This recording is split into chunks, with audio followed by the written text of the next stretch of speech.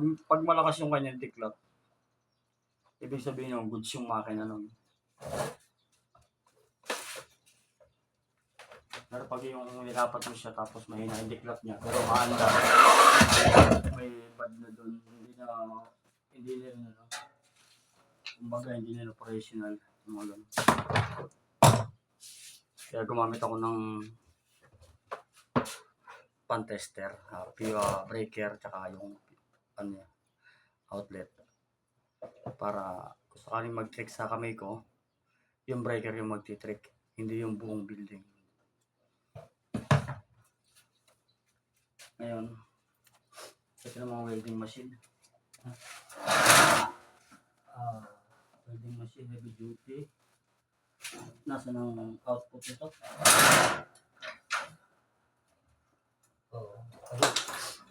Andito. Andito yung output niya. Paano ba yan?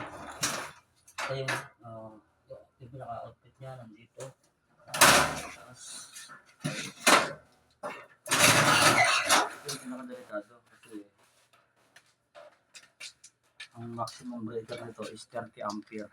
Ngayon, pag pumutok yung aking breaker na 10 ampere, ibig sabihin,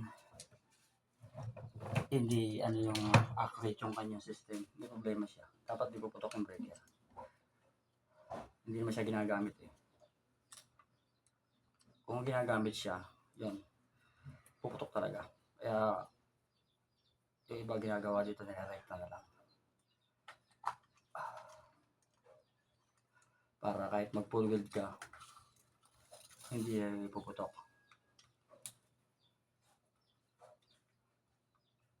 Pwede pa? Pwede pa? Testing. Opo.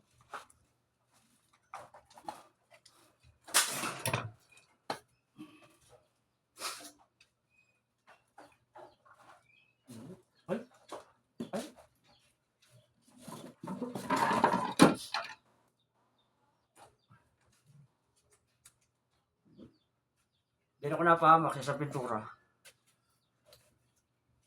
Install.